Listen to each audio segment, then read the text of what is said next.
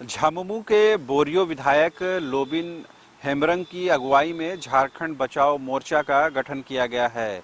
इसका मकसद ये है कि झारखंड में 1932 के खतियान के आधार पर स्थानीय नीति का प्रावधान हो, साथ ही सीएनटी एसपीटी एक्ट को सख्ती के साथ लागू किया जाए, पेशा कानून का इम्प्लीमेंटेशन हो, साथ ही बाहरी भाषाओं का विरोध भी इसका मूल उद्देश्य है। मोर्चा के गठन के बाद से ही लगातार विभिन्न प्रमंडलों में बैठक की जा रही है और इसकी एक बैठक 21 अगस्त को कोल्हान के चाईबासा में हो चुकी है।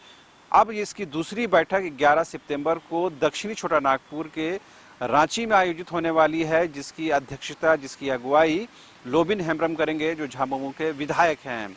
अब सवाल ये है कि 1932 के खतियान के को लेकर के एक दिन के विशेष सत्र में मुख्यमंत्री हेमंत सोरेन अपनी स्थिति स्पष्ट कर चुके हैं। ये यूं कहे कि सरकार की स्थिति स्पष्ट कर चुके हैं। उन्होंने साफ शब्दों में कहा था कि 1932 के को लेकर और ओबीसी आरक्षण को लेकर सरकार आगे बढ़ने जा रही है। यानी कल तक जिस मुख्यमंत्री के मुख से इस बात को आने में देरी हो रही थी, वही मुख्यमंत्री ने इस बात का आश्वासन दिया है। बावजूद उसके इस राजनीतिक उथल पुथल के बीच में झारखंड बचाओ मोर्चा की बैठक होने जा रही है, का सम्मेलन आयोजित किया गया है। क्या उसके राजनीतिक मायने हैं और क्या उसका राजनीतिक प्रभाव है, इन तमाम विषयों पर बात करने के लिए हमारे साथ मौजूद है हमारे सहयोगी मदन। जैसे मैंने कहा कि मुख्यमंत्री ने कह दिया है कि 1932 और ओबीसी आरक्षण को लेकर हम आगे बढ़ने जा रहे हैं, लेकिन ये जो मूल विषय है झारखंड बचाओ मोर्चा का भी है, जिसकी अगुवाई झारखंड मुक्ति मोर्चा के जो विधायक हैं लोबिन हेम्ब्रम कर रहे हैं। तो कल की बैठक में हम क्या उम्मीद करें? क्या मुख्यमंत्री से इसको जल्द से जल्द लागू करने की मांग की जाएगी या कोई और दूसरा प्रस्ताव लाया जाएगा? देखिए, सरकार से दो हाथ करने के लिए इस विषय पर तैयार थे लोबिन हेम्ब्रम। आपने देखा कि उन पर कई गंभीर आरोप भी लगा था जब 1932 को लेकर के जब आंदोलन पूरे तेज था, उस समय सदन में भी वो आवाज़ उठाते रहे। सदन से बाहर जब वो संथाल परगना के दौरे पर थे तो वहाँ पर सभा करने लगे थे। उस वक्त जेएमएम की तरफ से ये आरोप लगा था कि इनके जो समर्थन में लोग हैं, जो भीड़ है, वो बीजेपी वाले हैं। जो वहाँ पर सभा का आयोजन कर रहा है वो बीजेपी के लोग हैं। लेकिन फिर भी लोबिन हेम्ब्रम कभी हटे नहीं।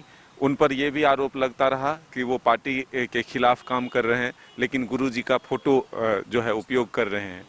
लेकिन इन सब के बावजूद लोबिन हेम्ब्रम ये कहते रहे कि हम कभी भी 1932 और पेशा एक्ट से पीछे नहीं हट सकते। सरकार हमारी इसी बुनियाद पर बनी है। हमने लोगों से वादा किया है कि हम 1932 लागू करेंगे। आपने देखा कि जब विधानसभा में मुख्यमंत्री हेमंत सोरेन ने ये कहा कि ये उतना आसान नहीं है जितना लोग सोच रहे हैं और 4 दिन जो है बोल लेने से कोई बड़ा नेता नहीं बन जाता। उस समय भी आपने देखा कि विधानसभा में लोबिन हेम्ब्रम मीडिया के सामने रो पड़े थे और कहा था कि मुझे इस तरह की बातों का भरोसा नहीं था, उम्मीद नहीं था कि मुख्यमंत्री इस तरह की बात करेंगे।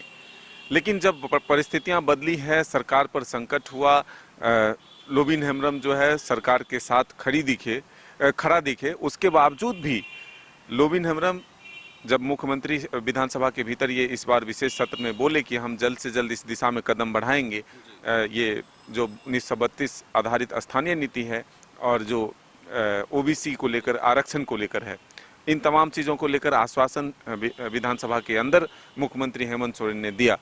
हम उसी समय लोबिन हेम्ब्रम से ये जानने की कोशिश किए थे कि अब क्या होगा जब मुख्यमंत्री फिर से एक बार आश्वासन दे रहे हैं, तो वो सीधे तौर पर कहे कि हाँ, वो सदन के नेता हैं, अगर वो आश्वासन दे रहे हैं तो उनकी बातों पर भी हम भरोसा करेंगे, लेकिन हम अपने आंदोलन को नहीं रोकेंगे। हम अपने आंदोलन को आगे बढ़ाते रहेंगे और जब तक ये 1932 लागू नहीं हो जाता, हम तब तक रुकेंगे नहीं। इसी का नतीजा है कि कल जो आप कह रहे हैं कि एक सभा है रांची में और उसमें विभिन्न संगठन के लोग शामिल होंगे। सभी का मांग है एक ही कि 1932 आधारित जो है स्थानीय नीति लागू हो। वहीं हम कई और संगठन के लोगों से भी बातचीत किए तो साफ तौर पर कहना है, और संगठन के जो लोग हैं वो मान रहे हैं इस चीज़ को कि सीधे तौर पर 1932 लागू कर पाना संभव नहीं है, लेकिन जल्द से जल्द एक बीच का रास्ता निकले। दूसरे राज्यों में जिस तरह से स्थानीयता परिभाषित है, 3rd और 4th ग्रेड में जो लोगों को नौकरी मिल रहा है, वही चीज़ यहाँ भी लागू होना है। इसमें कोई बाहरी भीतरी की बात नहीं है, किसी जो यहाँ बसे हुए हैं उनको भगाने की बात नहीं है। लेकिन अब सभी ये भी मान रहे हैं कि जो 20 वर्ष और 22 वर्ष बीत चुका है, यानी कि झारखंड अलग हुए 2002 में, लेकिन उसके बाद अगर 22 वर्ष बीत गया स्थानीयता परिभाषित करने में, तो ये एक मुश्किल हुआ है। जो दौर बना है वो काफ़ी मुश्किल है। मुख्यमंत्री हेमंत सोरेन ने भी विधानसभा के भीतर कहा था, ये एक ऐसी आग है जो इसमें हाथ डालेगा वो जलेगा। लेकिन फिर भी वो कहे हैं, आश्वासन दिए हैं कि हम इस दिशा में आगे बढ़ेंगे। 20 वर्षों तक जो राज किया है पार्टी ने, उसने इस दिशा में कोई काम नहीं किया। तो ये आरोप प्रत्यारोप का दौर जारी है। लेकिन अब देखना होगा कि क्या सच में जेएमएम का जो एजेंडा है चुनावी एजेंडा रहा, या फिर जो सरकार बनने के बाद उन्हीं के पार्टी के जो मंत्री हैं जगन्नाथ महतो, वो लगातार आश्वस्त हैं और दावा कर रहे हैं कि नहीं 1932 ही लागू होगा। तो अब देखना होगा कि सरकार के मुखिया भी जब अब कह रहे हैं कि 1932 ही लागू होगा, या उस दिशा में हम कदम बढ़ाते हैं। देखना होगा कि आखिर बीच का रास्ता क्या निकलता है। अहम सवाल ये है कि जो विषय झारखंड बचाओ मोर्चा के हैं, यानी कि जल जंगल ज़मीन की बात करती है वो मोर्चा, और स्थानीयता की बात करती है, 1932 की बात करती है, आदिवासियों मूलवासियों की बात करती है, ये तमाम जो विषय हैं वो झारखंड मुक्ति मोर्चा के बेहद करीब हैं। ये यूँ कहें कि उसके पार्टी संविधान में ये कहीं ना कहीं बातें लिखी हुई हैं। तो ये नहीं लगता कि आने वाले दिनों में जब सेम विषय पर आप आंदोलन करेंगे और राजनीति करेंगे, आरोप प्रत्यारोप करेंगे, तो जाहिर सी बात है ये कहीं ना कहीं राजनीतिक तौर पर एक चुनौती साबित हो सकता है जेबीएम के लिए। बिल्कुल, देखिए, और इसी को दबाने के लिए, इसी को रोकने के लिए इस तरह के प्रयास भी हुए हैं। दो फायदे हैं। अगर आप मुख्यमंत्री के विधानसभा के बयान को देखें तो एक तो जो बीजेपी सीधे तौर पर जेएमएम पर हमलावर है इस वक्त, उसको काटने के लिए, उसको रोकने के लिए कि हम जो हमारे साथ जो आदिवासी समाज के लोग हैं और मूलवासी को हम अगर ओबीसी आरक्षण दे देते हैं और जो 1932 अगर लागू कर देते हैं, तो हमारे पास प्लस में पूरी तरह से जो पिछड़ा वर्ग है वो भी साथ हो जाएगा। तो फिर बीजेपी के लिए एक धर्म संकट उत्पन्न होगी कि आखिर बीजेपी 1932 का एक तरह से ऑप्शन ढूंढा था जो कि 1985 किया। तो अब एक्सपोज करने की बारी और उसी आंदोलन को तोड़ने रोकने की कोशिश ही कहें कि ये जो हाल के दिन में घोषणाएं हैं, चाहे आरक्षण हो या फिर स्थानीय नीति हो, इसको आप उसी रूप में देखें। जो ये अलग एक जो मोर्चा बन रहा है उसको भी रोकने के लिए ही जेएमएम की तरफ से ये कोशिश है कि ये जो अलग अलग नेता, अलग अलग चेहरे, अलग अलग लोग एक ही विषय को जो मूल रूप से जेएमएम का रहा है, वो अगर कोई और लेकर के आगे बढ़ेगा तो इससे नुकसान जेएमएम को होगा। इसको रोकने की कोशिश है। मगर लोबिन हेम्ब्रम के बारे में कहा जाता है कि लोबिन हेम्ब्रम एक ऐसे नेता है जो मानते हैं कि हेमंत सोरेन सदन के नेता है, उनके जो एक्चुअल नेता हैं गुरुजी, इस बात को वो कहने में डरते भी नहीं हैं। आपको याद होगा अभी जो रिजॉर्ट पॉलिटिक्स शुरू हुई जिसमें रायपुर ले जाया गया, उन्होंने साफ तौर पर इनकार कर दिया कि वो नहीं जाएंगे और अपने क्षेत्र के लोगों के साथ रहेंगे। पिछले दिनों जब उनसे बात हो रही थी तो वो ये कह रहे थे कि अभी ऐसे वक्त में क्षेत्र के लोगों के साथ खड़े रहने की जरूरत है और ऐसे वक्त में अगर हम भागते हैं तो हमारा नुकसान होगा। तो ये साफ साफ बताता है कि जमीन से जुड़े हुए नेता है और अगर उनके नेतृत्व में ये आंदोलन, ये मोर्चा काम कर रहा है तो क्या हम माने कि आने वाले दिनों में सरकार के लिए मुश्किल का दौर शुरू हो सकता है, या यूं कहें कि खासकर जेएमएम के लिए मुश्किल का दौर शुरू हो सकता है, या फिर कहीं ना कहीं लोबिन हेम्ब्रम में अपनी ताकत बनाना चाहते हैं, बढ़ाना चाहते हैं और आने वाले दिनों में एक विकल्प के तौर पर सामने आने की कोशिश कर रहे हैं?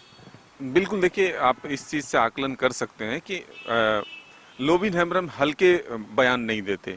इस चीज़ को आप अगर गौर करेंगे, जब भी वो मीडिया से बात करते हैं या फिर अपनी बात रखते हैं तो वो एक सभ्य तरीका होता है और अपनी बात वो सोच समझ कर रखते हैं।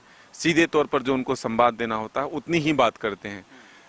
लेकिन सबसे महत्वपूर्ण है कि गुरुजी के समय काल के वो नेता हैं, गुरुजी के बहुत करीब रहे हैं, इसलिए वो अभी भी कहते हैं कि हमारे नेता गुरुजी हैं। हेमंत सोरेन मुख्यमंत्री हैं, हमारे नेता हैं, लेकिन हम अपना नेता गुरुजी को मानते हैं।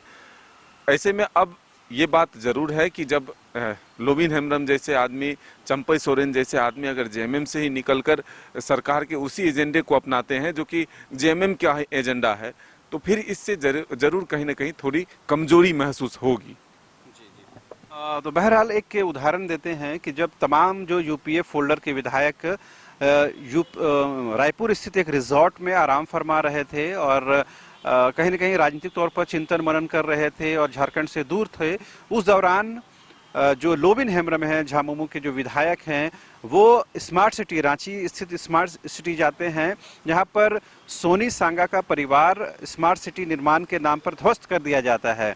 वो उस परिवार के साथ मिलने के लिए जाते हैं, अपने साथ में अनाज लेकर जाते हैं, अन्न लेकर जाते हैं, खाद्यान्न लेकर जाते हैं। उस दौरान हम वहाँ मौजूद थे और जब उनसे बात हुई तो उन्होंने कहा कि देखिए, एक जनप्रतिनिधि का एक्चुअल काम जो है वो यही है कि अपने लोगों के साथ खड़े होना, हर दुख में, हर मुसीबत में, हर परेशानी में। उन्होंने कहा यही वजह है कि उन्होंने ऐसे सुखाड़ के समय में अपने क्षेत्र के लोगों का साथ नहीं छोड़ा है और रिजॉर्ट जाने से इनकार कर दिया है। उन्होंने कहा कि अगर मुश्किल दौर में सरकार लोगों के साथ खड़ी रहती है तो आप मान के चलिए, यकीन जानिए कि अगले 25 से 30 सालों के लिए ये सरकार रहेगी। अगर ऐसा नहीं करती है तो फिर सरकार को बचाना मुश्किल है। ये लोबिन हेम्ब्रम का नजरिया है, ये उनका जमीनी नजरिया है। यही वजह है कि लोबिन हेम्ब्रम जब कुछ बोलते हैं तो राजनीतिक गलियारों में उसे विशेष दर्जा प्राप्त होता है। फिलहाल मुझे और मेरे सहयोगी मदन के साथ कैमरा पर्सन संजय को दीजिए इजाजत। नमस्कार।